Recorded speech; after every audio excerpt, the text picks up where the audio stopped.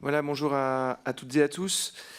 Nous allons presque terminer aujourd'hui les deux premiers cycles d'audition de la commission d'enquête chargée d'établir les raisons de la perte de souveraineté et d'indépendance énergétique de la France. Premier cycle au pluriel qui vise à collecter les informations générales sur le système électrique français. Une dernière audition relevant de cette première période sera, pour des raisons de disponibilité, organisée le 24 novembre prochain.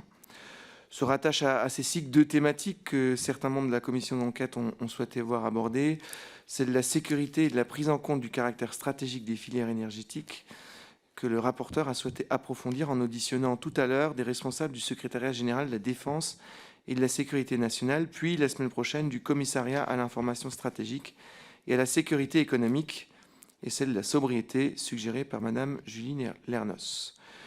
Je crois utile de préciser que depuis la première audition organisée par la commission d'enquête, tous les intervenants ont abordé la question de la consommation d'énergie et de son évolution. Consommation, usage, maîtrise, ébriété, sobriété, précarité, efficacité, intensité sont des termes qui ont été tour à tour employés au cours de ces premières auditions. Nous recevons donc aujourd'hui M. David Marchal, directeur exécutif adjoint à l'expertise et au programme, et Patrick Jolivet, directeur des études socio-économiques à l'Agence de l'environnement et de la maîtrise de l'énergie, la fameuse ADEME. Je vous remercie, messieurs Marchal et Jolivet, d'avoir répondu favorablement à notre demande dans un contexte, semble-t-il, marqué par des évolutions en cours dans la gouvernance de votre agence, désormais également dénommée Agence de la transition écologique, l'énergie paraissant s'effacer devant l'écologie, laquelle absorbe l'environnement. Alors, en vertu de l'article 6 de l'ordonnance du 17 novembre 1958 relative au fonctionnement des assemblées parlementaires, vous devez prêter serment de dire la vérité, toute la vérité et rien que la vérité. Je vous prie donc, en conséquence, de bien vouloir lever la main droite et de dire « Je le jure ». Monsieur Marchal, est-ce que... Voilà. Je le jure. Monsieur Jolivet. Je le jure. Merci beaucoup. Eh bien, écoutez, vous aviez été destinataire d'un questionnaire préalablement préparé par le rapporteur, sur la base duquel je pense qu'il vous est possible de nous faire un petit propos introductif. Nous aurons ensuite un échange itératif avec le rapporteur et les membres de la commission. Monsieur le Président, Messieurs, Mesdames les députés, merci de nous avoir conviés à cette audition. Je vais effectivement introduire un peu ces propos en rappelant que l'ADEME est issue de l'Agence pour les économies d'énergie qui a été créée en 1974, justement suite au premier choc pétrolier. Donc notre structure est effectivement particulièrement compétente sur ces sujets de souveraineté et d'indépendance énergétique, même si, comme vous le précisiez, le champ d'action s'est considérablement élargi, puisque l'ADEME, l'Agence de la transition écologique, intervient aussi sur les domaines de l'économie circulaire, notamment. Je vais revenir effectivement sur quelques points de votre enquête, notamment la notion de souveraineté énergétique, les potentiels des économies d'énergie et de la sobriété, et puis un petit peut-être point de vue sur la situation actuelle, où on en est, et enfin les actions de l'ADEME dans ce contexte-là. Sur la notion de souveraineté énergétique, force est de constater que l'indicateur tel qu'il est défini par l'INSEE d'indépendance énergétique, qui affiche aujourd'hui donc une indépendance énergétique de la France de 55%, n'est pas véritablement adapté à la situation actuelle et ne permet pas de prendre en compte toute la dépendance énergétique de la France. Quand on regarde d'autres façons de calculer cet indicateur, notamment en incluant dans le calcul tous les combustibles importés, on n'atteint pas 55%, mais plutôt de l'ordre de 80% de la consommation d'énergie finale qui est importée, qui correspond à des combustibles importés. Et ce chiffre de 80%, il montre bien à quel point la France dépend finalement de ses importations, à la fois d'énergie fossile, mais aussi de combustibles pour nos centrales nucléaires. Alors, on peut s'interroger sur cette définition et sans doute proposer une nouvelle façon de concevoir cette notion de souveraineté énergétique en incluant à la fois, comme je le disais, l'intégralité des combustibles importés dans le calcul, mais aussi la dépendance aux filières industrielles qui composent notre mix énergétique Et donc, il conviendrait sans doute, si on voulait faire un véritable calcul, d'inclure aussi dans ce calcul les consommations intermédiaires, les matériaux utilisés dans les différentes filières de production d'énergie et leur provenance. Ce n'est pas facile, mais ça permettrait d'englober de façon plus générale cette notion de souveraineté et de ne pas aller directement, de ne pas transformer une dépendance au combustible aujourd'hui, 80% de combustible importé, à une dépendance sur des matériaux. On sait que les industries de la transition énergétique dépendent beaucoup d'un certain nombre de matériaux critiques et que ces filières, aujourd'hui, même si on soutient beaucoup leur maintien et leur développement en France, un certain nombre de ces filières se développent aussi à l'étranger. On peut constater, par exemple, dans notre dernière étude sur l'emploi et les marchés de la transition énergétique, que la balance commerciale des filières de la transition, malheureusement, recule depuis 2018. On est passé de moins 4 milliards de déficit à moins 10 milliards de déficit, notamment en raison des véhicules propres, dont une part plus importante provient d'importations.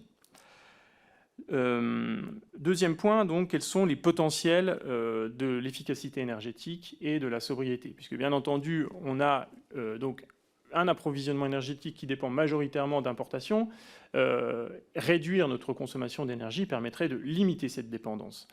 On a réalisé à l'ADEME des travaux de prospective publiés en 2021 qui s'appellent Transition 2050, travaux de prospective visant à alimenter les débats sur la stratégie française énergie et climat.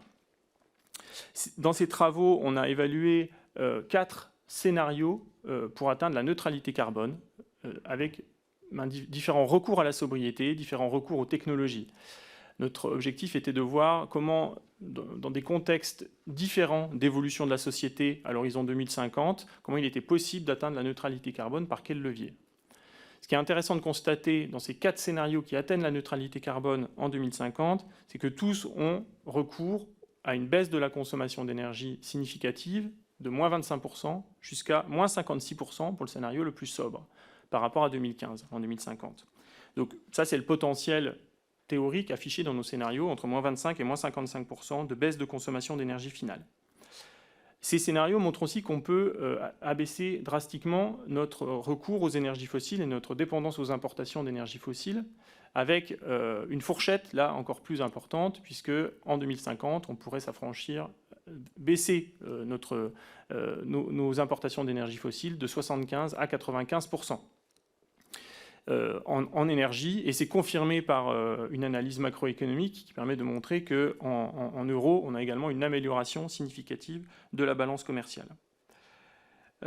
Cette sobriété qu'on met en œuvre dans ces scénarios au travers d'évolution de la mobilité, d'évolution de l'alimentation, d'évolution du bâtiment, permet aussi d'éviter le recours à un certain nombre de matériaux. Je disais en introduction que la notion de souveraineté devrait intégrer également la question de la souveraineté en termes de matériaux. Et dans nos scénarios, on constate de fortes différences sur le recours aux matériaux utiles à la transition écologique. Les technologies de la transition, que ce soit les énergies renouvelables, que ce soit le nouveau nucléaire, que ce soit les véhicules électriques, consomment toutes beaucoup de matériaux nouveaux, que ce soit du cuivre, de l'aluminium, mais aussi des matériaux plus critiques. Notre étude montre qu'entre le scénario le plus sobre et le scénario le moins sobre, on a une multiplication par 2 de la quantité de matériaux, notamment de cuivre, d'aluminium et d'acier. Donc une multiplication par 2. Ça veut dire que grâce à des scénarios de sobriété énergétique, on peut aussi réduire beaucoup notre dépendance aux matériaux. Quel est maintenant le regard un peu rétrospectif qu'on peut avoir sur la politique publique ? À la fin 2021, on peut constater que sur son objectif de baisse de la consommation, la France s'est fixé un objectif de baisse de la consommation de moins 50% à l'horizon 2050 par rapport à 2012 et de moins 20% à l'horizon 2030. Par rapport à cette trajectoire, on est aujourd'hui légèrement au-dessus par rapport à la trajectoire initialement fixée. Légèrement, environ 100 TWh de consommation en trop à la fin 2021 par rapport à un objectif de 1500 TWh environ. Ça veut dire qu'on baisse notre consommation, mais pas autant qu'il le faudrait. Sur les indicateurs de baisse de consommation d'énergie fossile, qui là sont de moins 40% en 2030, la France est davantage sur la bonne trajectoire. il est difficile, quand on regarde ces indicateurs, de savoir quelle est la part de responsabilité des politiques publiques favorables à l'environnement, de la part du contexte économique, notamment l'évolution du PIB, notamment les crises financières et économiques qu'on a pu subir en 2008 ou en 2020 avec la crise Covid, et notamment le recul progressif de l'industrie depuis 20 ans en France.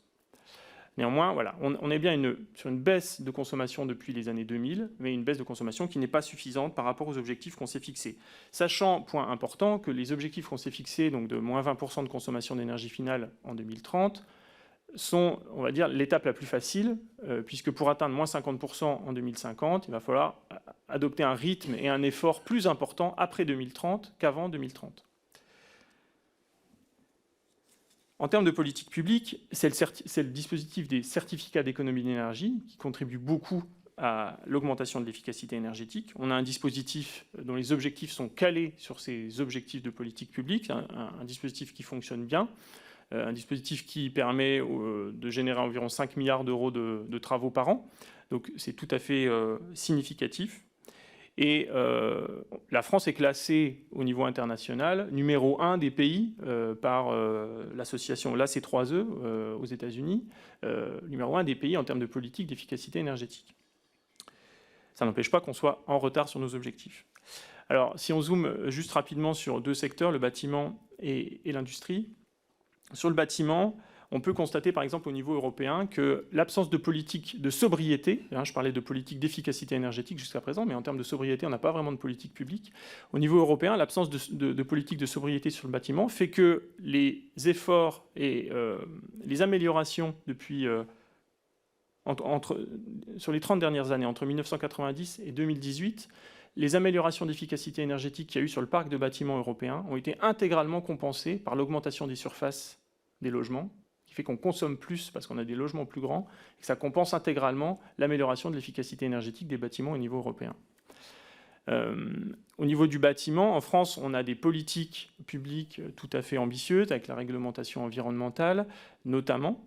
Je pense que c'est important aujourd'hui de rappeler que la rénovation énergétique des bâtiments, elle est bien sûr indispensable pour améliorer, on va dire, notre souveraineté énergétique, mais que cette rénovation énergétique, elle englobe l'amélioration du bâti, l'isolation du bâti et l'efficacité des équipements. Et là, une étude qu'on avait pu réaliser entre l'ADEME et RTE en 2020 montre à quel point améliorer l'efficacité des équipements de chauffage est nécessaire pour ne pas dégrader la sécurité d'approvisionnement. Autrement dit, il faut absolument qu'on limite le développement, et enfin qu'on limite le parc de radiateurs électriques à effet Joule, qu'on incite au développement de dispositifs efficaces tels que les pompes à chaleur pour ne pas dégrader notre sécurité d'approvisionnement. Sur l'industrie. Sur l'industrie, on a longtemps mis en œuvre des politiques de baisse des coûts pour les industriels afin de maintenir leur compétitivité. Aujourd'hui, il est très important que des dispositifs de baisse de coûts pour maintenir la compétitivité des industriels soient associés à une contrepartie d'investissement. C'est-à-dire que oui, on met en place par exemple une baisse de TURP pour les industriels électro-intensifs, donc le tarif d'utilisation des réseaux, pour quelque part leur permettre de rester compétitifs. Mais il nous semble utile qu'au travers des plans de performance énergétique, on incite, voire on oblige ces industriels à investir dans leur outil de production pour maintenir la pérennité de leur industrie en France. Alors, il y a des dispositifs, notamment le Fonds décarbonation de l'industrie, qui permettent aujourd'hui de faciliter grandement les investissements des industriels dans ce domaine. Et enfin, sur le bilan du passé, on peut aussi regarder ce qui s'est passé sur les énergies renouvelables, le développement des énergies renouvelables. On a regardé à l'ADEME donc l'impact du développement des énergies renouvelables ces 20 dernières années. Entre 2000 et 2020, le développement des énergies renouvelables en France a permis d'éviter l'importation, a permis d'éviter la consommation, de 1500 TWh d'énergie fossile. Donc c'est tout à fait significatif. Ce qui a représenté environ 40 milliards d'euros d'économie pour la facture énergétique française. Ce rythme grâce au rythme de développement des énergies renouvelables futures tel qu'il est prévu dans la PPE jusqu'à 2028, on devrait également donc pouvoir éviter 700 TWh d'énergie fossile évitée supplémentaire. Et là, ces chiffres-là englobent la question des énergies renouvelables électriques, de la chaleur renouvelable, du biogaz, des biocarburants. Je voulais terminer sur les actions de l'ADEME pour, on va dire, contribuer à cette indépendance énergétique. Alors, nous avons plusieurs fonds d'intervention qui sont donc mis en œuvre pour le compte de l'État, notamment le fonds chaleur, notamment le fonds décarbonation de l'industrie, et puis également donc, France 2030. Quelques chiffres de bilan. Sur le fonds chaleur, qui existe depuis 2009, qui permet de subventionner la chaleur renouvelable, l'ADEME a octroyé environ 3 milliards d'euros de subventions depuis 2009, qui ont permis la mise en place de 40 TWh de capacité de production de chaleur renouvelable, 40 TWh par an, qui sont produits en plus, substitués à des énergies fossiles. Là aussi, c'est tout à fait significatif et on peut également mettre en avant l'efficacité économique de ce dispositif, puisque rien que sur l'année 2021, avec les prix du gaz actuels, ces 40 TWh permettent d'éviter 1,6 milliard d'euros de dépenses en gaz. Je rappelle, on a subventionné à hauteur de 3 milliards d'euros depuis 10 ans, et rien que sur 2021, ça va permettre à la France d'économiser 1,6 milliard d'euros, c'est-à-dire la moitié de ce qu'on a misé depuis 10 ans. Donc en 2 ans, on a remboursé le fonds chaleur grâce aux économies d'importation, enfin aux économies de dépenses de gaz. Le fonds décarbonation de l'industrie est un dispositif nouveau depuis le plan de relance qui est absolument une grande efficacité, qui suscite énormément d'engouement de la part des industriels. On a eu un budget de 1,2 milliard d'euros en 2 ans pour subventionner l'efficacité énergétique, l'électrification et la décarbonation de l'industrie. Ça marche très bien. Il y a plus de 250 industries lauréates, plus de 4 milliards d'investissements qui vont être faits par les industriels grâce à ces subventions. Et puis enfin, en tant qu'opérateur du programme des investissements d'avenir et de France 2030, l'ADEME contribue à favoriser l'innovation et le maintien de l'industrie en France dans les domaines de la transition écologique. On a donc depuis 2009 jusqu'en 2020 été opérateur du programme des investissements d'avenir, octroyé environ 3 milliards d'euros de subventions pour des démonstrateurs industriels dans les champs des énergies, dans les champs de l'économie circulaire, du bâtiment, des transports. Et dans le cadre de France 2030, 9 milliards d'euros sont octroyés à l'ADEME dans les années à venir pour contribuer à continuer cet effort de décarbonation. Enfin, parmi d'autres actions qui n'ont pas lieu au fond d'intervention de l'ADEME et plutôt au recours à son expertise, on donne bien entendu des conseils, on publie des fiches conseils, et notamment dans le contexte actuel de crise énergétique et donc pour le passage de l'hiver, travaille étroitement avec RTE, nous sur le champ des économies d'énergie de façon globale pour donner des conseils aux entreprises, aux particuliers, aux collectivités sur les actions à mettre en place à court terme pour abaisser nos consommations d'énergie pour cet hiver. J'en ai terminé pour cet exposé liminaire. Merci beaucoup. Je reviens un tout petit peu en arrière, peut-être sur la nature de l'ADEME en tant qu'agence de l'État. Comment ça fonctionne très concrètement dans votre agence, notamment sur des questions assez pragmatiques de type recrutement. Est-ce que vous êtes lié au statut de recrutement de la fonction publique? Est-ce que vous avez des recrutements libres? De quelle façon procédez-vous? Comment est-ce que vous construisez vos organigrammes entre techniciens et administratifs? Alors l'ADEME, c'est environ 900 personnes. 900 ETP, on est un établissement public industriel et commercial. Et, effectivement, on est soumis à des plafonds d'emploi, c'est-à-dire qu'on n'est pas libre de recruter. L'État et le ministère, le MTE dont on est sous tutelle, définit un plafond d'emploi pour l'ADEME tous les ans. Donc ce plafond d'emploi a été en décroissance pendant de nombreuses années et on a eu cette année, pour la première fois, une augmentation de notre plafond d'emploi qui permet de compenser effectivement en partie les baisses passées. Nous avions fait cette demande à plusieurs reprises au vu des budgets à engager. L'ADEME est une agence d'expertise et une agence de financement. On a ces deux métiers pour réaliser des financements, instruire des projets. Il faut des gestionnaires, il faut des instructeurs, et alors non pas de façon proportionnelle aux fonds qui nous sont octroyés, mais tout de même de façon relativement cohérente avec les fonds qui nous sont octroyés. L'ADEME a longtemps eu un budget d'environ 700 millions d'euros par an, un budget d'intervention. Aujourd'hui, on est au milliard d'euros de budget d'intervention, auquel s'ajoutent tous les fonds du plan de relance et de France 2030, ce qui fait qu'on dépasse allègrement les 2 milliards d'euros de budget par an. Donc effectivement, les renforts sont utiles, mais l'ADEME ne peut pas d'elle-même recruter sans augmentation de son plafond d'emploi. D'accord. Et donc ensuite, dans la répartition des emplois par nature, par fonction, par catégorie, voilà, est-ce que vous répondez des mêmes critères de la fonction publique ou pas? L'ADEME, c'est principalement des salariés de droit privé, un établissement public d'intérêt industriel et commercial.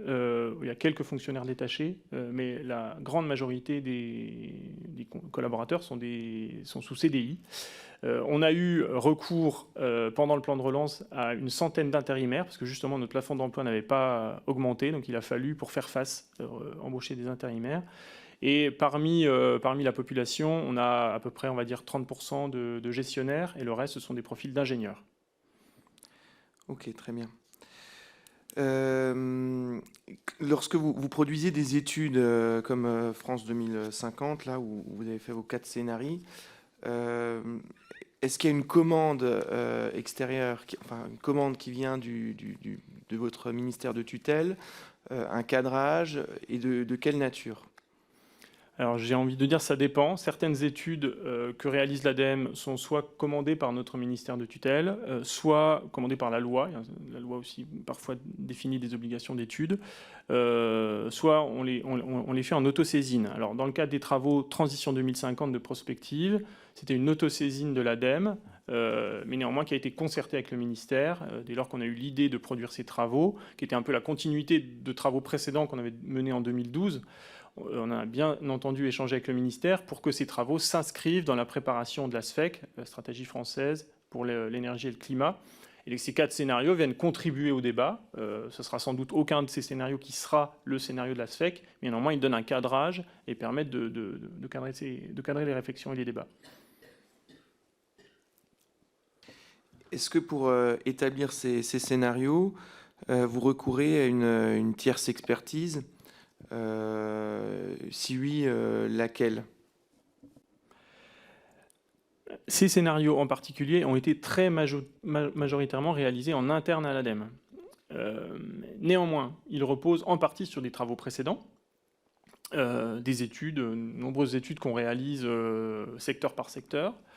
L'ADEME, pour réaliser ces études, fait souvent appel effectivement à des expertises extérieures, à des bureaux d'études spécialisés, à des laboratoires, à des économistes. Donc, voilà, on va dire ça dépend. On n'a pas les capacités internes pour réaliser toutes les études, encore une fois en termes de TP, qu'on mène. Donc effectivement, l'ADEME a souvent recours à des expertises extérieures. Mais pour le coup, pour les travaux Transition 2050, étant donné l'intégration nécessaire, la vision très globale qu'il fallait pour réaliser ces travaux, ils ont été réalisés très majoritairement en interne. Et alors, quand vous recourez à des expertises extérieures, comment est-ce que vous choisissez vos partenaires, vos prestataires? Est-ce que ce sont des bureaux d'études privés? Est-ce que ce sont des ONG? Quelle est la nature de l'évaluation des compétences que vous faites de vos tiers experts?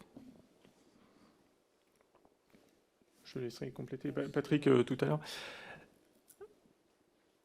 L'ADEME peut intervenir de différentes façons.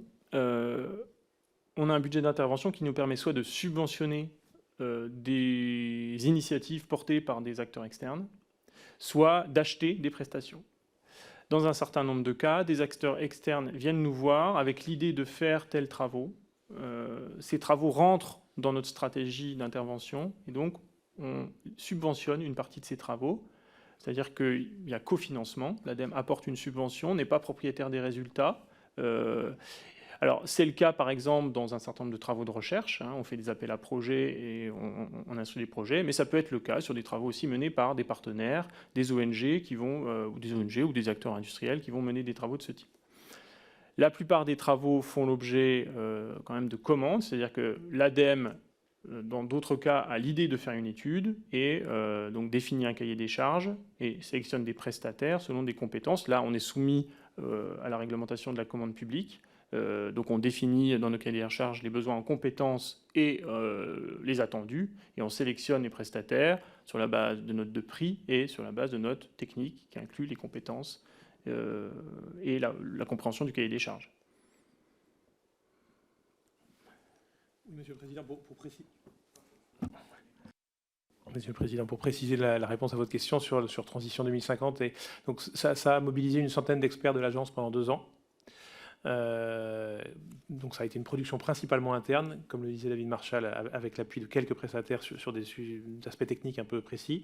Et nous avons confronté nos résultats provisoires chemin faisant avec d'une part des experts sectoriels, c'est-à-dire que dans le bâtiment, dans les transports, dans les différents services d'intervention, de secteur d'intervention de l'agence que David pilote, les résultats provisoires ont été confrontés à des professionnels. Et il y a eu des échanges, des webinaires, vu le contexte de l'époque 2020-2021, pour présenter et avoir les retours de ces partenaires. Et par ailleurs, ce projet Transition 2050 a fait l'objet d'un comité scientifique distinct. Vous savez peut-être que l'ADEME est doté d'un conseil scientifique. Ce conseil scientifique a été mobilisé avec d'autres personnalités qualifiées pour constituer un comité scientifique du projet Transition 2050. Et les résultats, là aussi, les résultats au fil de l'eau, au cours du projet, il y a eu plusieurs réunions. On a présenté les résultats provisoires pour avoir les retours, les commentaires, éventuellement les réorientations nécessaires sur certains aspects de la part de ce conseil scientifique. Voilà. Et du coup, sur les études que vous subventionnez, donc qui ne sont pas votre propriété, qui ne sont pas non plus votre initiative, comment ça se répartit un peu entre ONG, acteurs industriels, collectivités locales, je ne sais pas, qui peut être subventionné pour mener des études qui finalement se voient apposer le logo de l'ADEME sans en être réellement? Pardon. Ces études ne se voient pas nécessairement apposer le logo de l'ADEME. Effectivement, on exige qu'elles respectent un cadre de restitution, mais le contenu de ces travaux n'est pas la responsabilité de l'ADEME. D'ailleurs, en règle générale, on met un disclaimer devant ces études. Je ne peux pas répondre précisément à votre question parce que je n'ai pas les chiffres et je risque de dire des bêtises. Mais il faut avoir en tête que oui, on peut subventionner effectivement des collectivités qui vont avoir l'initiative de travailler sur, par exemple, le ZAN, zéro artificialisation nette. On peut accompagner ce type de travail. Des ONG, effectivement. La plupart, quand même, hein, ça reste l'exception, la plupart de ces subventions font l'objet d'appels à projets. Et donc d'une procédure de sélection. Par exemple, dans le domaine de la recherche, l'ADEME a un budget significatif pour soutenir la recherche, 30 millions d'euros par an. Les sélections se font via des appels à projets avec des comités scientifiques, là aussi des comités d'experts. Et donc les rapports d'études, effectivement, portent le logo de l'ADEME, subventionné par l'ADEME, mais on imagine bien que des thèses ou des travaux de recherche qui sont menés ne sont pas tous validés par l'ADEME. Ils sont juste subventionnés par l'ADEME. Alors, dans vos scénarios 2050, notamment les premiers, imposent des contraintes sociétales très fortes. C'est la première fois que je vois apparaître ça de façon un peu claire.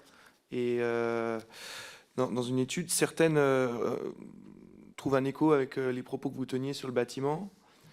Enfin, vous préconisez le retour à la réduction des surfaces, du partage des surfaces, j'imagine, une forme de colocation, ce genre de choses. Est-ce que vous avez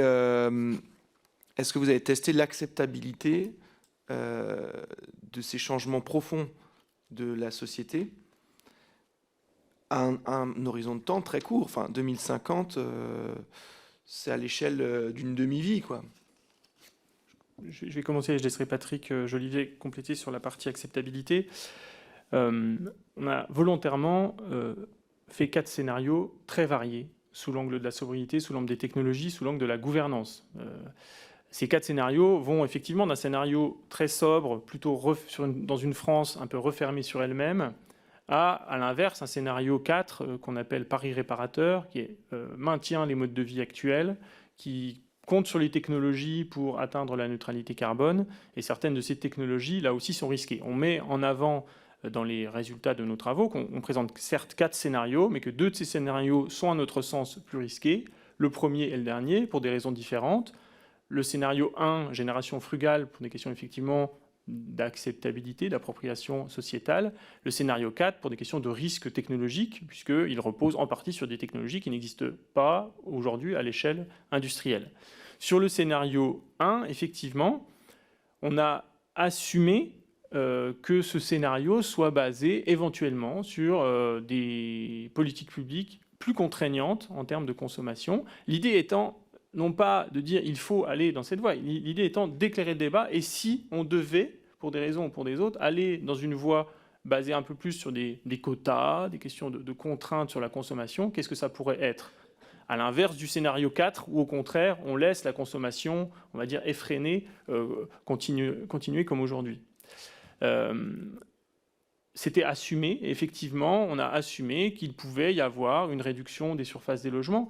Alors, ça ne veut pas forcément dire que tout le monde sera en colocation, hein, c'est aussi surtout pour mettre en avant le fait qu'aujourd'hui, il y a énormément de vacances de logements, qu'il y a beaucoup de résidences secondaires, le parc de résidences secondaires en France est très important. Comment on peut imaginer une meilleure utilisation de ces logements? Et je rappelle que cette étude, elle a été aussi lancée au moment de la crise Covid, justement à un moment où on se rendait compte que beaucoup de propriétaires de résidences secondaires allaient justement dans leur résidence secondaire en télétravail.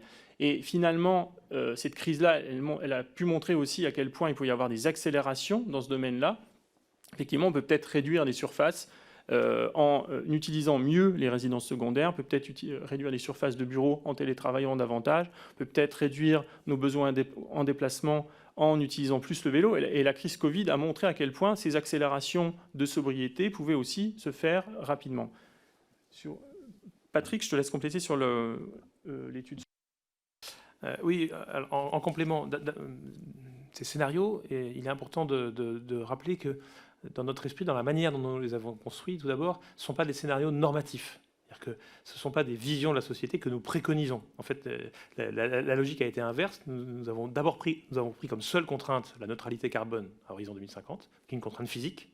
Et à partir de cette contrainte physique, nous avons rétropolé 4 modèles de sociétés différentes qui pourraient permettre d'y parvenir. Donc, ce n'est pas normatif, c'est plutôt objectivé et guidé par la contrainte physique. Et donc, tout le travail a consisté à essayer de dessiner 4 voies contrastées, mais chacune cohérente pour atteindre le même objectif.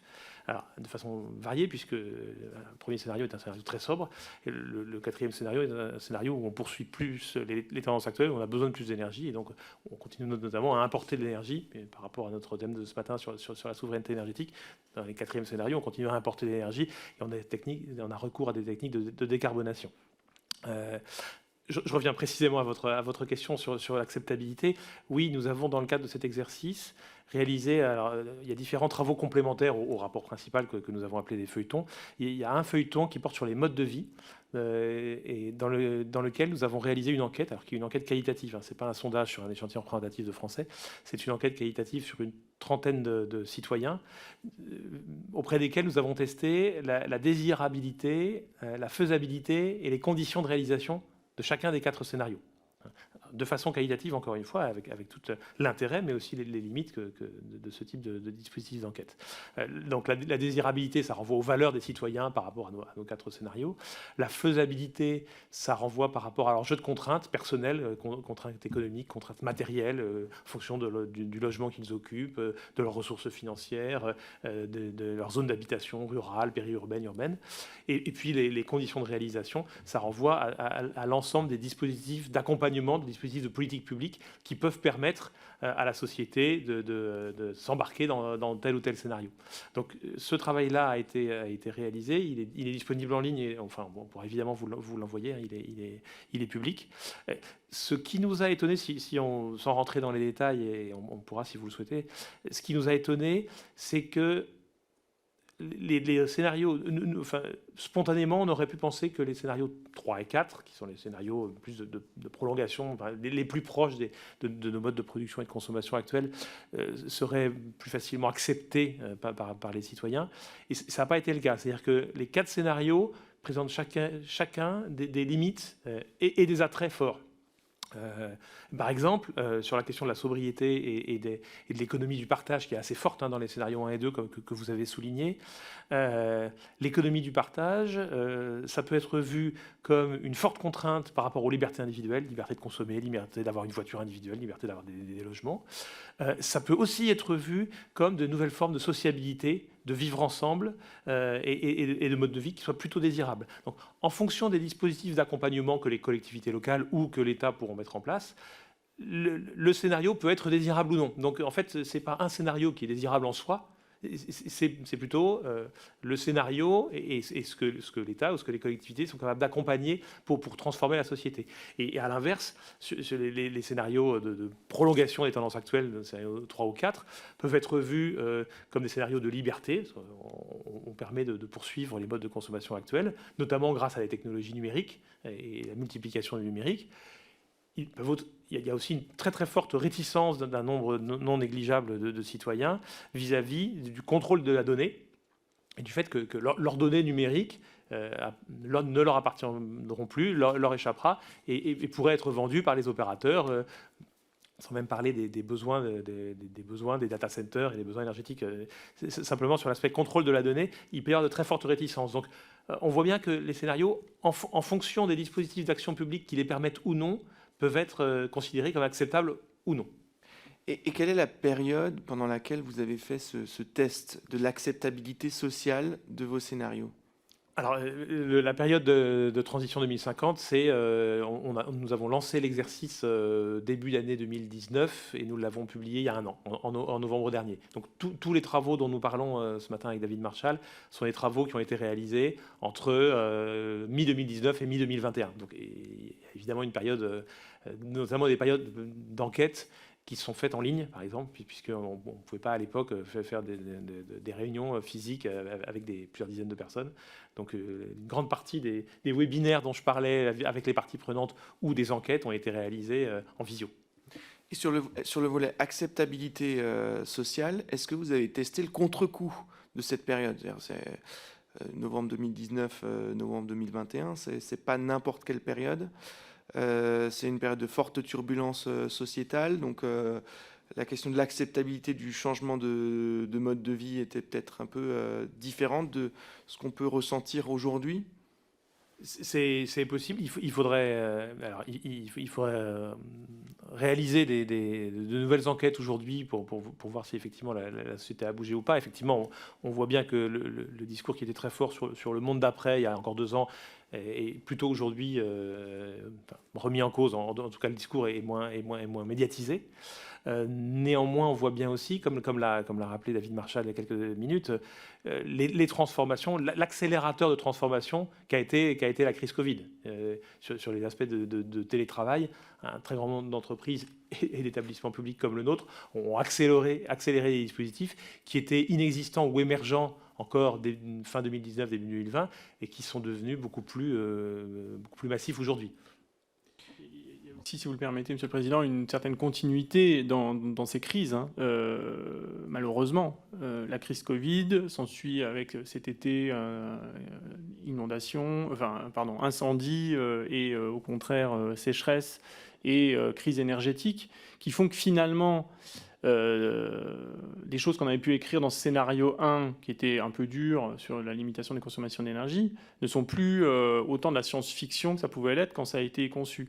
Même si, quand on a designé ces scénarios, on a volontairement, on n'a pas voulu faire de scénario de crise. Voilà, ou collapsologique, parce qu'effectivement, ça pourrait aussi faire partie de ce type d'exercice de prospective.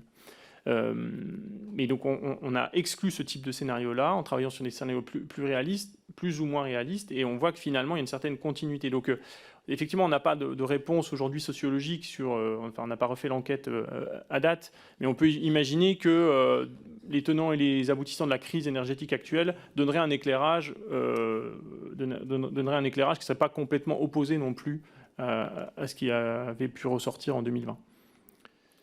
Permettez-moi quand même d'avoir le sentiment qu'avec une étude, même qualitative, sur un échantillon de seulement 30 personnes, on est quand même très loin d'un truc fiabilisé, quoi. Enfin, même en sociologie, sans faire du quantitatif en restant sur du qualitatif, 30 c'est ridicule. Non, les échantillons qualitatifs, 20-30 personnes, c'est assez classique en sociaux. Après, les sociologues qui utilisent les méthodes qualitatives sont bien conscients de l'intérêt et des limites de ce type de méthode. C'est-à-dire qu'un échantillon qualitatif, ça ne vous donne pas l'état de l'opinion dans la société française à un moment donné. Ça vous donne des tendances, ça vous donne des logiques de réflexion, des logiques d'action, ça vous donne des conditions qu'après, il faut tester, qu'il faut généraliser. Donc, moi, le fait que l'échantillon de 31 personnes ne soit que de 31 personnes, ça ne me choque pas par rapport aux standards de la sociologie qualitative. Par contre, bien évidemment, il ne faut pas en inférer des grandes généralités sur ce que les Français sont prêts ou non à accepter. Ça nous donne des tendances, ça nous donne des éléments de réflexion, ça ne donne en aucun cas des éléments de conclusion et de généralisation, bien sûr. Okay. Dernière question avant de laisser le rapporteur. Est-ce que vous travaillez un petit peu sur les contre-coups en matière de comportement individuel de l'injonction à la sobriété? Je m'explique. On a une injonction collective à la sobriété, baisser la température de vos logements. Certains collectifs le font quasiment d'office pour les occupants qui n'ont peut-être pas forcément la maîtrise du thermostat. On voit du coup se multiplier les appareils de chauffe d'appoint qui pour le coup ont un niveau d'efficacité ridiculement faible.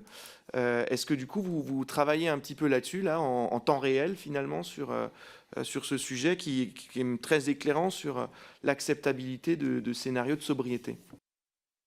Alors, je laisserai peut-être David Marchal répondre sur les aspects techniques.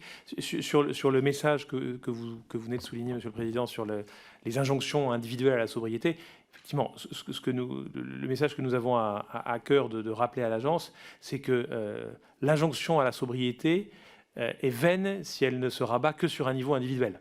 Et que s'orienter vers des modes de vie sobres, c'est ça relève avant tout d'enjeux collectifs, beaucoup plus que d'enjeux individuels. Et donc, bien sûr que les petits gestes peuvent être importants parce qu'ils peuvent nous permettre de faire des économies d'énergie, donc de baisser nos factures énergétiques, et par là même, ça économise de l'énergie, donc des émissions de gaz à effet de serre pour la France, et ça stabilisera le système électrique pour l'hiver à venir. Donc, bien sûr que personne ne peut être contre. Cela étant, des politiques de sobriété ne peuvent pas reposer que sur des injonctions individuelles. Et elles doivent se traduire par des transformations de nos modes d'organisation collective, des formes d'urbanisme, des modèles économiques, etc. Donc, il est vain de penser que la sobriété ne pourra être qu'un projet individuel. C'est avant tout un projet collectif, c'est avant tout une transformation de nos modes de production et de consommation. Et pour répondre à l'autre partie de votre question, on n'a pas encore lancé d'enquête, on va dire, nationale et consommateur sur le sujet de comment sera vécu l'hiver et quels seront les effets rebonds. Néanmoins, on travaille avec notre ministère de tutelle à un suivi de l'impact du télétravail, puisque vous savez qu'il y aura peut-être des jours où les établissements vont fermer s'il y a des coupures d'électricité ou des choses comme ça. Enfin, même si ces coupures d'électricité durent seulement 2 heures de temps, ça remet en cause tout un tas de dispositifs dans les bâtiments de sécurité, d'ouverture de portes, etc., qui ne permettront pas forcément qu'on y travaille. Donc, recours peut-être forcé au télétravail. Et donc, on est en train de mettre en place un dispositif de suivi des effets rebonds de ce télétravail, c'est-à-dire est-ce que ça va induire des consommations supplémentaires dans les logements versus celles qui sont économisées dans les bâtiments fermés. Voilà. Donc c'est une petite étude, mais qui permettra d'avoir ces premiers chiffres dans le courant de l'hiver. Et l'étude sur le convecteur électrique d'appoint Alors ça, c'est... La souffleuse dans la salle de bain J'y faisais référence dans mon propos liminaire. Effectivement, ça peut être choquant de voir que dans un certain nombre de grandes surfaces de bricolage, on a en tête de gondole des équipements qui sont vraiment absolument pas, en termes de rendement, performants. C'est toujours autorisé à la vente, hein, bien entendu. Alors, vous disiez que ça peut être nécessaire dans un certain nombre de cas. L'étude qu'on a menée avec RTE en 2020 montrait que, visait justement à voir si on pouvait faire séparément l'isolation des logements du recours aux pompes à chaleur. On a testé des scénarios de consommation où l'isolation des logements est plus ou moins forte, mais où on continue à avoir des convecteurs électriques. et à l'inverse, des scénarios où on passe tout en pompe à chaleur, mais on n'isole pas, parce que finalement c'est plus efficace, et où on fait les deux.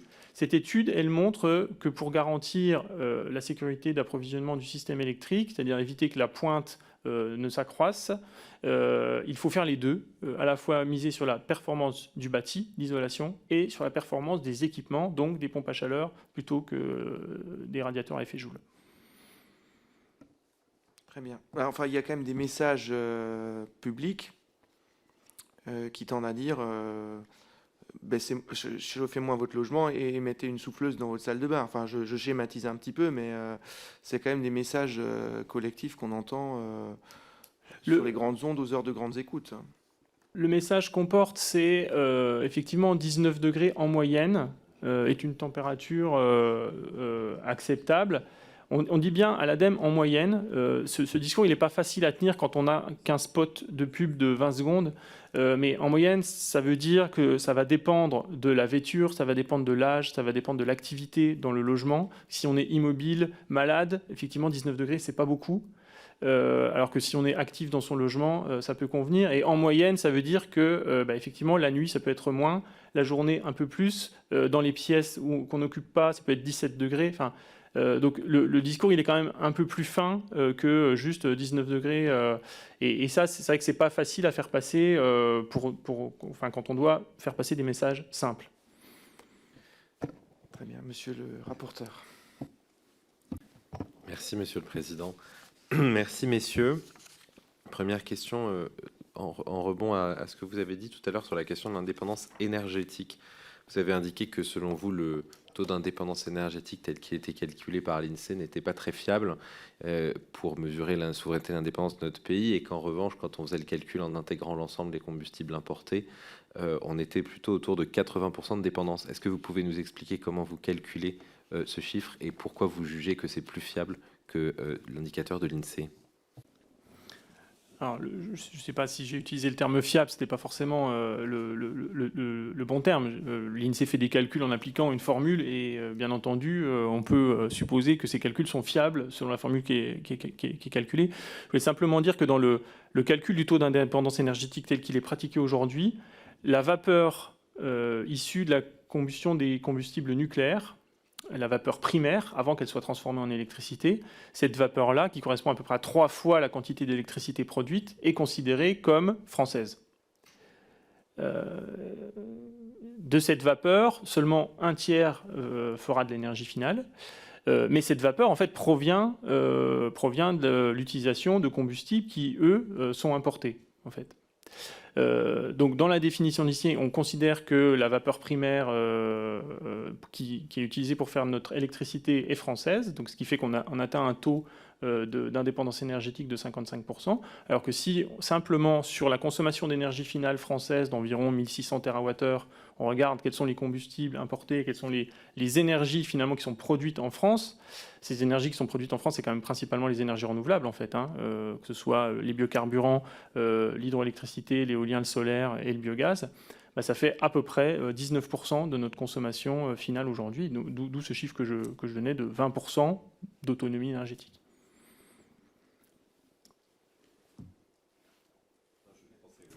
Il faut juste couper votre micro. Ce que vous dites en creux, c'est que vous pensez que la qualité d'indépendance énergétique qu'on attribue au nucléaire est surestimée.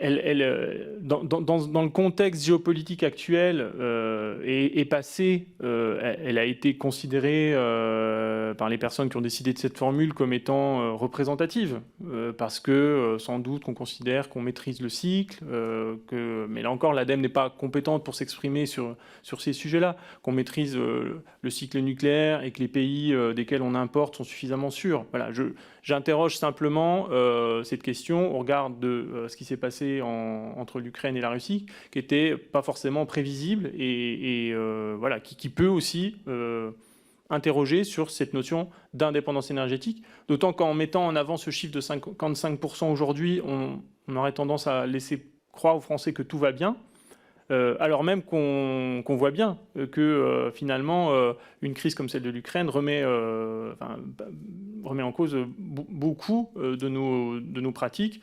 indirectement sur les carburants, sur le gaz, sur la consommation d'électricité, et y compris sur les céréales, sur la consommation de biens de l'alimentation. Donc, enfin voilà, c'est une façon. Le chiffre semble, on va dire, opposé à ce qui se passe par rapport à une crise comme celle de l'Ukraine. Et pour revenir à ma question, est-ce que vous pouvez nous parler de cet indicateur que vous avez visiblement et qui établirait plutôt à 80% le taux de dépendance? J'utilisais simplement l'indicateur qui est le taux d'énergie renouvelable dans la consommation finale d'énergie française, qui est de 19% aujourd'hui, puisque toutes les autres énergies sont principalement importées. Il s'agit du gaz naturel, du pétrole, de l'uranium qui sert à faire fonctionner les centrales. Voilà. Donc les énergies renouvelables qu'on compte aujourd'hui dans le bilan énergétique français sont produites en France. Par exemple, dans ce calcul, vous ne comptez pas les métaux qui sont importés nécessaires pour la maintenance, pas seulement pour l'installation des éoliennes. Donc en fait, d'un côté, le matériau uranium qu'on a en stock en France pour plusieurs années, voire dizaines d'années dans certains cas, vous le comptez comme un combustible importé, et vous considérez alors même, premièrement, qu'on a un stock, et deuxièmement, qu'en valeur ajoutée, c'est assez faible dans la proportion comme une production importée. Mais dans le cas d'une éolienne qui nécessite des matériaux assez régulièrement remis et importés, vous considérez que c'est de l'indépendance nationale? Ce que je disais dans mon introduction, c'est que pour bien faire ce calcul de souveraineté, il faudrait inclure deux volets. Le volet sur les consommations de combustible, qui serait effectivement plutôt de 80% de dépendance énergétique dans ce cas-là, et un volet qui est à construire sur les matériaux et les chaînes industrielles. Et là, vous avez raison, dans ce cas-là, le bilan serait à faire sur à quel point notre système énergétique dépend d'équipements à la fois de consommation et de production qui sont fabriqués ou pas en France et sourcés ou pas en France. Après, dans l'exemple que vous donniez sur la maintenance des éoliennes, à ma connaissance, c'est surtout des huiles qui sont utilisées régulièrement plutôt que des métaux qui sont importés. Je voudrais souligner un point quand même par rapport à cette dépendance sur les matériaux qui est stratégique à moyen terme, c'est clair, mais qui ne revêt quand même pas le même caractère d'urgence que la dépendance sur les combustibles. Quand la Russie décide de couper le robinet de gaz à un bout du gazoduc, toute l'Europe se retrouve paralysée immédiatement. Si jamais la Chine adoptait une politique d'arrêt des exportations de panneaux photovoltaïques, on n'aurait pas le même impact immédiat. Je veux dire, la France continuera à tourner, notre système énergétique continuera à tourner, simplement on aurait du mal à le faire évoluer. Donc ces deux dépendances, encore une fois, même si la dépendance aux matériaux elle est stratégique à moyen terme, ne revêtent quand même pas le même caractère d'urgence. Je me permets de rebondir sur la question du rapporteur par rapport à la façon dont on considère le combustible nucléaire.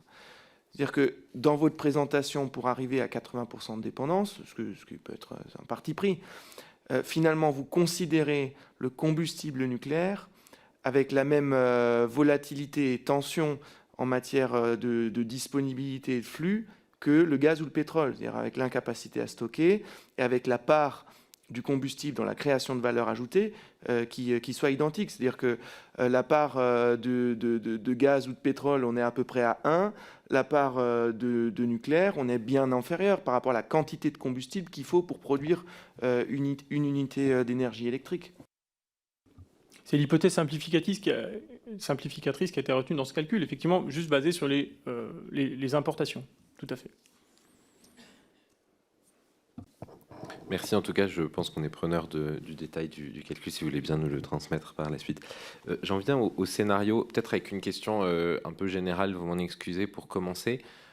Vous êtes une agence de l'État, vous faites des scénarios rétropolés donc, par rapport à la neutralité carbone, mais à la fin, et je pense que vous en êtes tout à fait conscient, vous exposez des scénarios dont les titres essentiellement sont retenus. Et vous avez des scénarios qui s'appellent génération frugale, coopération territoriale, Paris réparateur. Comment est-ce que vous choisissez les intitulés des titres et est-ce que vous ne croyez pas qu'il y a un impact énorme et forcément normatif quand on utilise des termes comme frugal, réparateur, coopération?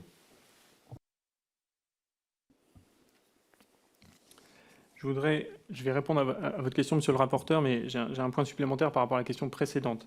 le taux de 20%, donc comme je disais, c'est le taux d'énergie renouvelable dans le mix énergétique. Il y a également le ministère de la Transition écologique qui disait en 2021 dans un rapport que dans le cas de la France qui a recours intégralement à des combustibles importés, utilisés directement ou après recyclage, le taux d'indépendance énergétique perdrait 40 points de pourcentage pour s'établir à 14% en 2020 si on considérait comme énergie primaire le combustible nucléaire plutôt que la chaleur issue de sa réaction. Donc voilà, simplement dire que ces calculs ne sont pas uniquement le fait de l'ADEME, mais qui est également publié dans un rapport du ministère avec un résultat qui est encore plus faible, non pas 20% mais 14%. Le choix du titre des scénarios. D'autres organismes, soit ne publient qu'un seul scénario, c'est le cas par exemple de Negawatt, soit font plusieurs scénarios, comme RTE, uniquement sur le mix électrique, et on choisit d'avoir des codes plus techniques, S1, N1, N0, M23, pour décrire leurs scénarios. L'objectif de l'ADEME était de publier des scénarios basés sur des récits qui parlent au grand public. On a eu une volonté pédagogique dans la réalisation et dans la publication de nos travaux. Donc effectivement, c'était pour nous important de pouvoir nommer ces scénarios avec des noms qui les représentent. On a souhaité, quand on a élaboré ces scénarios, les traiter à égalité en termes de réalisation, de jugement, enfin, voilà, d'éviter que leur description porte à jugement et, on va dire, induisent une préférence pour l'un ou pour l'autre. Les titres ont fait l'objet de longs débats en interne, ce n'est pas facile, mais effectivement, ces titres assument et sont représentatifs des difficultés qu'ils engendrent. Génération frugale, on l'a appelé comme ça, parce qu'effectivement, le scénario assume un recours parfois obligé à la question de la sobriété. Coopération territoriale met en avant plutôt l'économie du partage. Technologie verte met en avant le fait que ce scénario 3, recourt à toutes les technologies de la transition au maximum. Et Paris réparateur illustre le fait qu'on a besoin de technologies pour réparer les impacts qu'on cause sur l'environnement, mais qu'un certain nombre de ces technologies reposent sur un pari, puisque certaines n'existent pas aujourd'hui à l'échelle industrielle. C'est pas facile de trouver un qualificatif, un nom et un adjectif pour décrire des scénarios qui représentent plus de 900 pages de travail. Merci. Dans les enseignements principaux que vous donnez sur les scénarios, dans le point 4, vous dites, c'est le premier qui entre dans le vif du sujet, vous dites la réduction de la demande d'énergie est le facteur clé pour atteindre la neutralité carbone. Et spontanément, je ne comprends pas pourquoi. J'allais dire la réduction de la demande d'énergie carbonée est le facteur clé pour atteindre la neutralité carbone. Mais je ne suis pas sûr de comprendre pourquoi c'est la réduction de la demande d'énergie en général. Et du coup, ça me pose la question de savoir pourquoi, mais c'est une question sans a priori, pourquoi il semble que vous preniez comme porte d'entrée la consommation énergétique pour l'ensemble des scénarios, si c'est bien ce que je comprends dans ce point-là. Ce point est véritablement un résultat plutôt qu'une hypothèse. Ce qu'on a retenu comme hypothèse, c'est atteindre la neutralité carbone dans les 4 scénarios.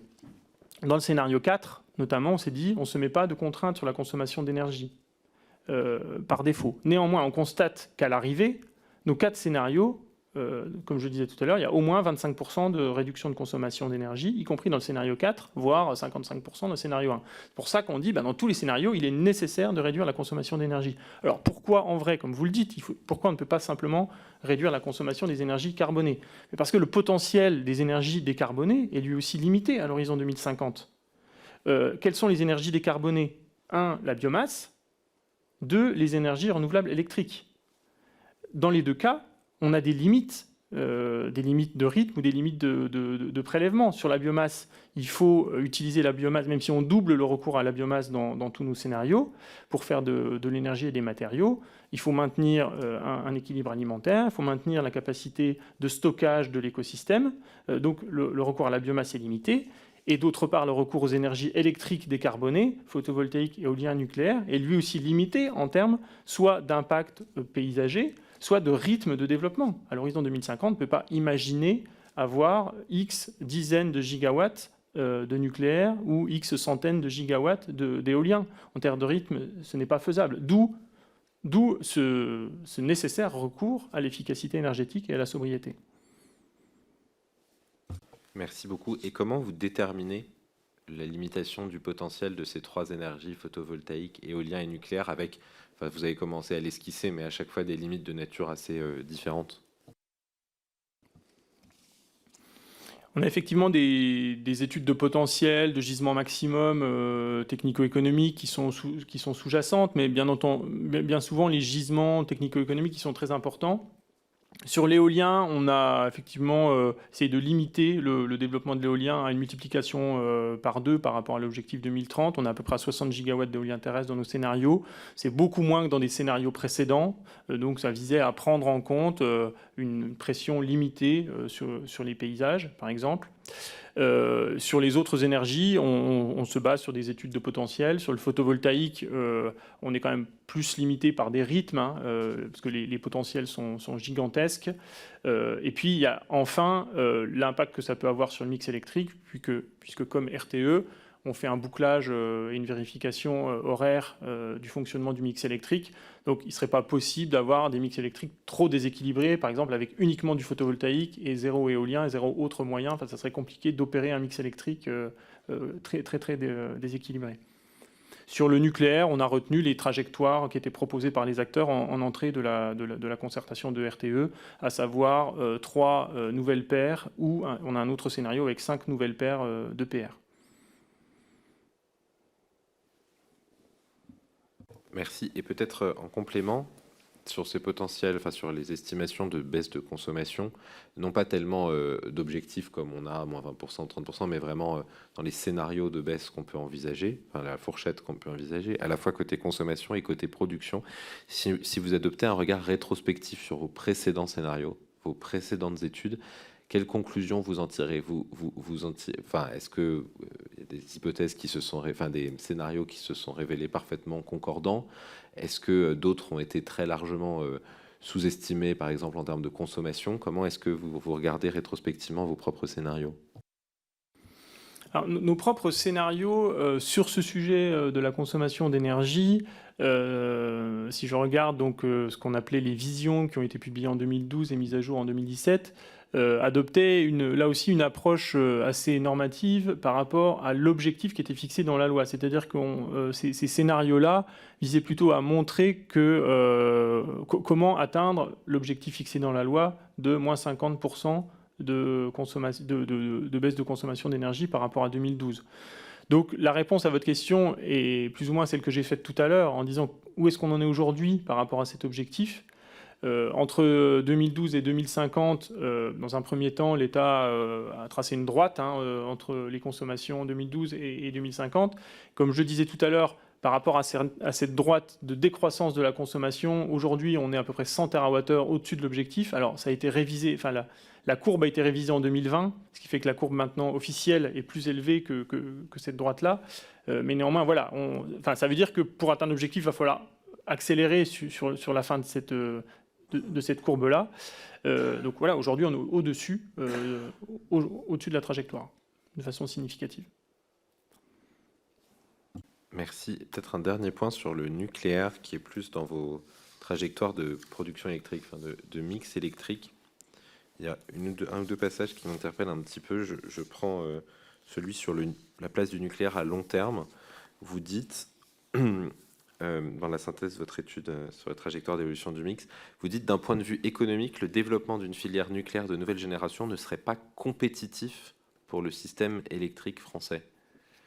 Alors, je ne suis pas sûr de comprendre si c'est une compétitivité interne au système électrique, si c'est une compétitivité pour l'économie française, et comment aussi, enfin, comment vous faites ces hypothèses, c'est-à-dire comment vous arrivez à déterminer un résultat de compétitivité, forcément, j'imagine donc plutôt pour le marché électrique, mais par définition avec une dimension européenne, une dimension de capacité à exporter notre électricité et l'impact sur la compétitivité de nos entreprises qu'on connaît, avec du coup la capacité en boucle de rétroaction à faire des économies d'énergie, à être plus efficace énergétiquement pour les entreprises.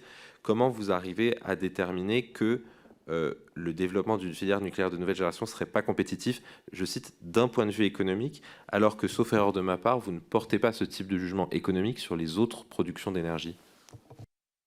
D'un point de vue économique, ça voulait dire par rapport aux évaluations économiques réalisées dans cette étude-là sur le mix électrique. Donc on évalue les coûts du système électrique tous les 5 ans dans ces travaux entre 2020 et 2050, et les coûts du système électrique englobant tous les coûts de production, les coûts de réseau, les coûts de stockage, les coûts des flexibilités. Les résultats de ces travaux montrent que effectivement, la technologie aujourd'hui EPR, avec les hypothèses de coûts de production et de coûts d'investissement qui sont celles de RTE, enfin on a repris nous les chiffres issus de la concertation de RTE, cette technologie-là, quand on la compare, alors je pense que cette phrase-là, elle est notamment issue donc du scénario 2, quand on est sur des niveaux de consommation légèrement supérieurs à ceux d'aujourd'hui. En fait, la technologie du nouveau nucléaire est plus chère que les technologies renouvelables. Et nos scénarios montrent qu'effectivement, on peut faire des mix électriques renouvelables avec des flexibilités associées et intégrer dans un mix européen qui coûte moins cher que des mix avec recours aux EPR.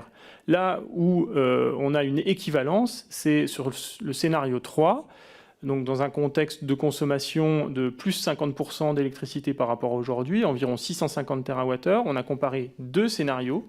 Un qui recourt au nouveau nucléaire, avec 3 paires d'EPR en 2050. L'autre qui recourt à la place à une autre technologie industrielle française, donc l'éolien en mer, notamment éolien en mer flottant, donc de façon assez massive. Et là, la comparaison des coûts donc du mix électrique entre ces 2 scénarios aboutit à peu près au même résultat, c'est-à-dire au vu des incertitudes, on a à peu près le même coût global des trajectoires. Là, on parle de coût global des trajectoires, 2020-2050, combien coûte le système électrique sur toute la trajectoire, et on a 2 coûts équivalents. RTE a une approche un peu différente, il compare les coûts en 2050. Voilà.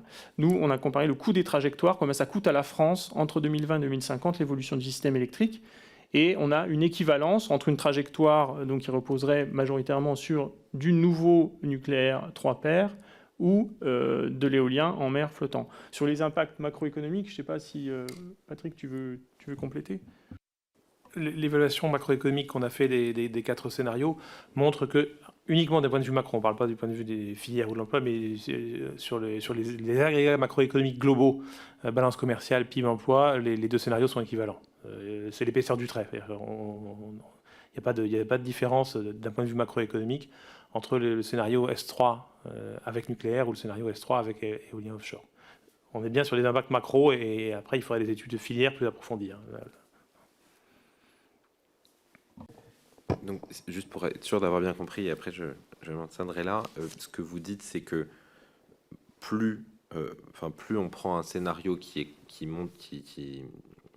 imagine une consommation d'énergie importante, plus le coût de nouvelles installations nucléaires s'aligne sur celui des ENR.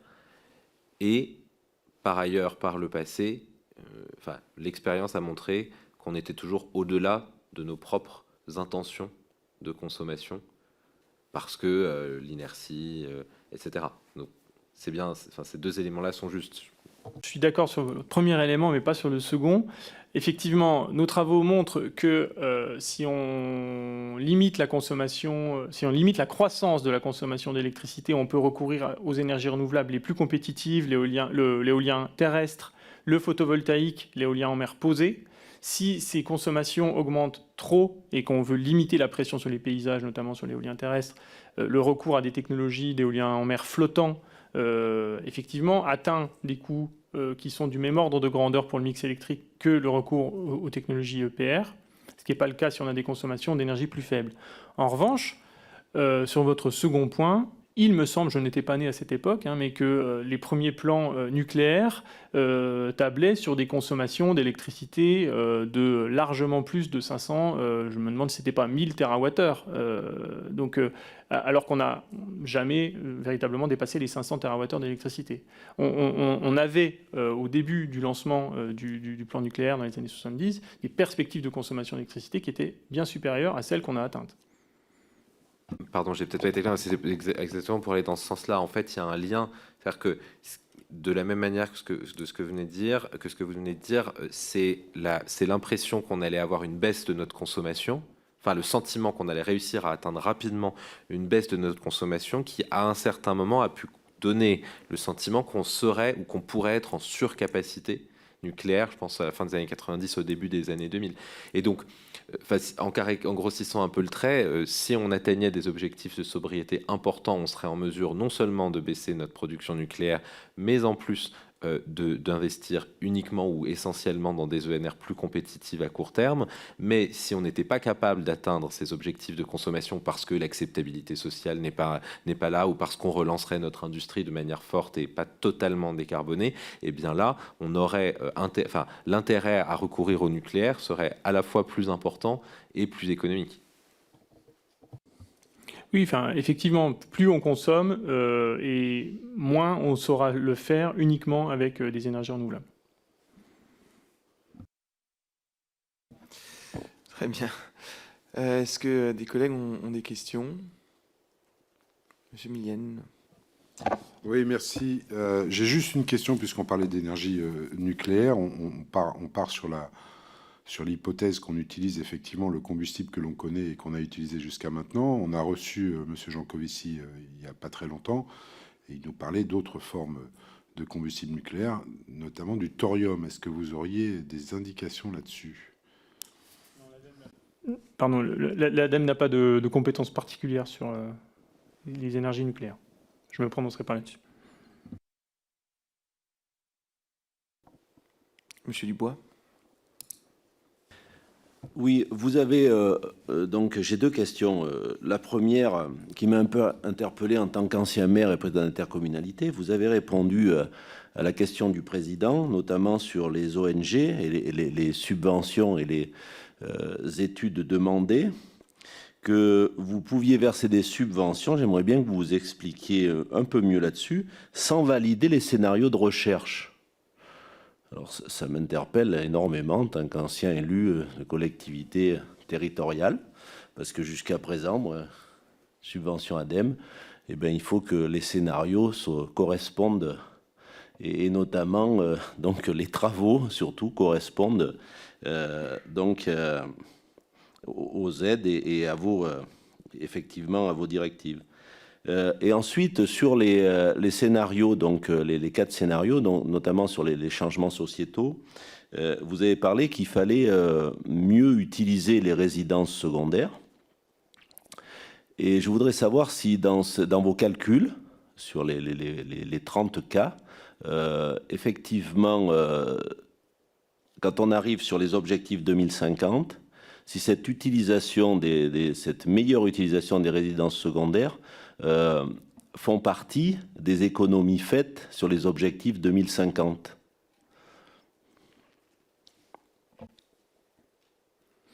Je vais commencer par la deuxième question. La meilleure utilisation des résidences secondaires, elle est... alors, c'est pas forcément en lien avec les 30 cas. Enfin, les 30 citoyens qu'on a interrogés, c'est une toute petite partie des travaux de transition 2050 qu'on a fait à la fin pour tester l'appréciation sociologique de ces scénarios-là. Pour réaliser les travaux, on a effectivement, dans certains scénarios, et notamment dans le scénario 1, supposé une meilleure utilisation des résidences secondaires. Ça induit, par exemple, 2 millions de logements en moins à l'horizon 2050 par rapport au parc actuel. Donc 2 millions de logements en moins, ben ça veut dire qu'il y a 2 millions de logements en moins à chauffer, mais ça veut dire aussi qu'il y a 2 millions de logements en moins à construire, donc il y a moins de béton, il y a moins d'acier, enfin tout ça, on va dire, c'est modélisé de façon systémique et les impacts de cette politique ont des répercussions sur les consommations d'énergie, mais aussi les consommations de matériaux, et donc les consommations d'énergie de l'industrie. Voilà, tout ça, on l'a pris en compte dans ces travaux.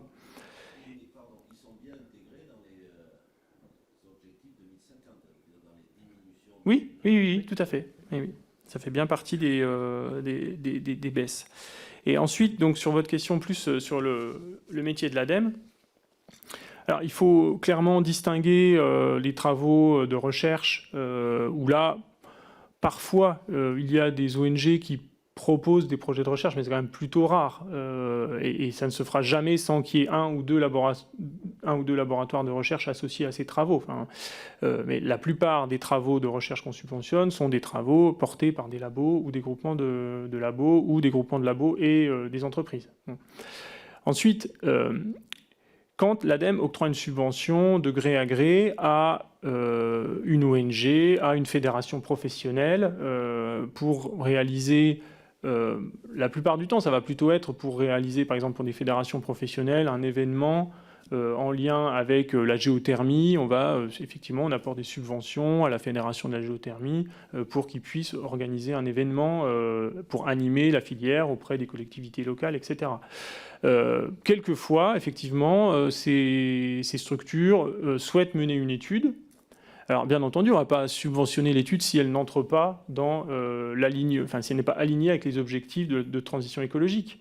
Donc, bien entendu, on va ne subventionner que les travaux qui rentrent dans le champ de compétences de l'ADEME et qui, a priori, visent à faciliter la transition écologique. Néanmoins, on octroie une subvention et ensuite, dans ce cadre-là, le suivi des travaux et la réalisation des travaux est à la charge de cette structure-là. Les conclusions auxquelles ils aboutissent peuvent, dans certains cas, ne pas toutes être alignées avec la politique en cours, avec les objectifs en cours ministériels ou du gouvernement. Donc effectivement, dans certains cas, c'est peut-être des travaux qui sont en avance de phase par rapport au cadre actuel. Donc c'est en cela que je disais que l'ADEME n'endosse pas la responsabilité totale de ces rapports quand il s'agit de subventions qu'on apporte à des fédérations professionnelles, à des ONG ou à d'autres acteurs.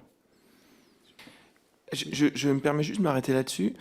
Je suis quand même assez surpris de ce que vous décrivez, parce que autant finalement dans le propos liminaire, je n'avais pas trouvé ça interpellant, autant là finalement l'exemple que vous donnez, il est intéressant. C'est-à-dire on va soutenir des fédérations professionnelles pour qu'elles mènent des événements auprès des collectivités locales. Enfin, nous, en tant que parlementaires, au regard des lois Sapin, etc., on appelle ça du lobbying. Ça veut dire des actions de lobbying subventionnées par une agence de l'État sur fonds publics. Enfin, c'est ça que vous venez de décrire comme mécanisme. Alors, si je peux me permettre, enfin, pas tout à fait, et je pense qu'il faut distinguer les différents types de subventions, parce que dans les subventions de l'agence, comme le disait David Marchal tout à l'heure, l'agence procède en intervention, soit en achat, soit en subvention. L'achat, c'est que nous déterminons nous-mêmes le besoin, donc on passe des appels d'offres, des marchés publics. La subvention, c'est qu'on a un porteur de projet qui vient nous voir avec un projet et on discute.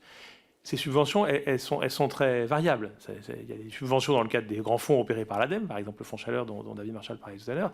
Il y a des subventions pour des événements de communication. Donc, pour nous, organiser un colloque sur la géothermie ou la chaleur renouvelable, c'est pas du lobbying, c'est un colloque ouvert au public. C'est ça dont parlait David Marchal à l'instant. On organise un colloque qui est ouvert au public, qui peut être ouvert aux parlementaires, aux élus locaux et au public, sur la géothermie. Ouais, la définition du lobbying ne vous appartient pas. Enfin, on dirait c'est pas sur la géothermie, on dirait c'est sur l'agroalimentaire ou le nucléaire et on changerait l'intitulé. Ça sauterait aux yeux de tout le monde que c'est du lobbying. Enfin, organiser un colloque ouvert à tous et toutes... Non, mais que vous organisiez un colloque, c'est une chose. Que vous subventionniez quelqu'un d'autre pour organiser un colloque, c'est différent.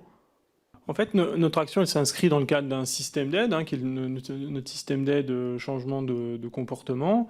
L'idée, c'est de subventionner... Enfin, l'exemple du colloque était un exemple parmi d'autres, mais ça peut être aussi des guides ou des conseils. On a par exemple avec l'association Amorce subventionné un guide les élus et l'éolien, par exemple. Mais ce guide, est-ce que c'est du lobbying en tant que tel? Je veux dire, ce guide, c'est juste une façon de se dire quelles sont les difficultés auxquelles les élus font face par rapport à l'éolien, quels conseils on peut leur donner.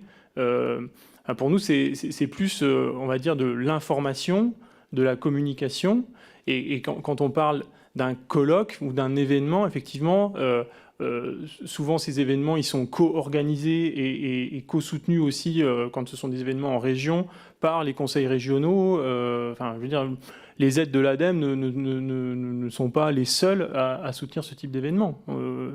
Donc, effectivement, des colloques ouverts, qui vont être des colloques sur lesquels on va avoir des retours de bonnes pratiques, des retours d'expérience de collectivités qui ont mis en œuvre telle ou telle technologie et qui veulent partager ces retours d'expérience auprès de leurs collègues. Bah, effectivement, ça a des coûts. Et l'ADEME n'a pas forcément toujours les moyens de les organiser intégralement sur le territoire. Donc quand on a des partenaires qui souhaitent organiser ce type d'événement, oui, on peut y contribuer. Mais bien entendu, on ne va pas subventionner des actions de lobbying de ces structures si elles veulent faire des actions de lobbying. Y compris de certaines ONG. Mais bien sûr, oui. Enfin, bien sûr, y compris de certaines ONG. Les travaux qu'on peut avoir avec certaines ONG, encore une fois, vont se limiter à des études ou à des guides. Et donc, pour compléter sur les subventions, parce qu'on était sur la deuxième forme de subvention, et la troisième que posait Monsieur le député, je pense, c'était sur les études.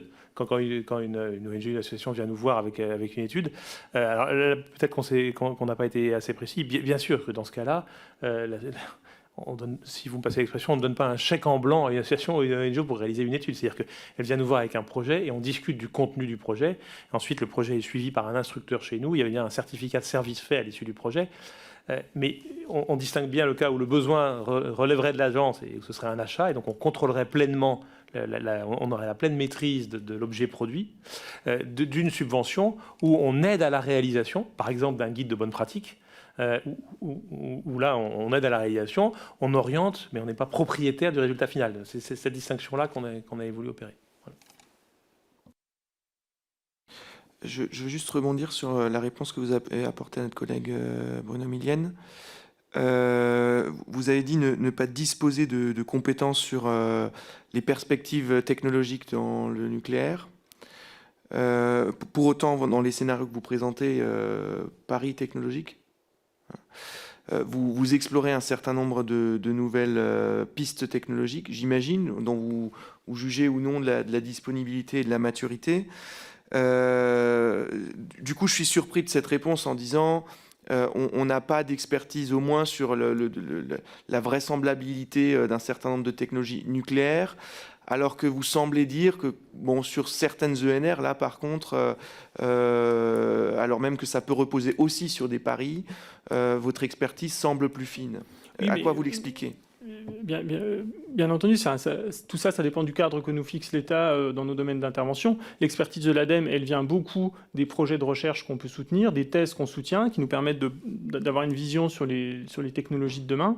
Et notre cadre d'intervention dans le cadre de la recherche et du programme des investissements d'avenir ou de France 2030 concerne les technologies de la transition écologique, les énergies renouvelables, le stockage, les technologies de smart grid, etc., etc. Mais effectivement, l'État ne nous confie pas de soutien à la recherche dans le domaine du nucléaire. Donc, on n'a pas de compétences particulières sur ce sujet-là.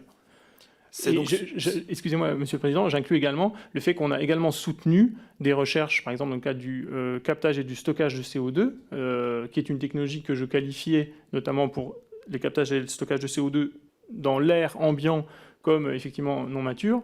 Voilà, ça vient du fait qu'on a effectivement des compétences dans ce domaine-là, du fait des travaux de recherche qu'on a pu soutenir. Ouais, c'est donc surprenant de voir que vos scénarios, qui sont assez prospectifs, formulent ensuite des points de vue sur le coût de certaines technologies, alors même que c'est les technologies sur lesquelles vous ne disposez pas d'expertise. Et donc justement, sur ces technologies-là, on se base sur les hypothèses qui sont celles des acteurs compétents, notamment donc de RTE, qui a fait toute une concertation sur ce sujet. Mais qui ne sont pas forcément construits de la même façon. C'est-à-dire que vous avez dans la même étude des biais méthodologiques distincts qui pourtant sont mis au même niveau. En fait, si vous regardez les hypothèses que retient RTE et les hypothèses que retient l'ADEME sur les questions de mix électrique, on est extrêmement proches les uns des autres. Sur le mix ? Sur les hypothèses de coût des différentes technologies.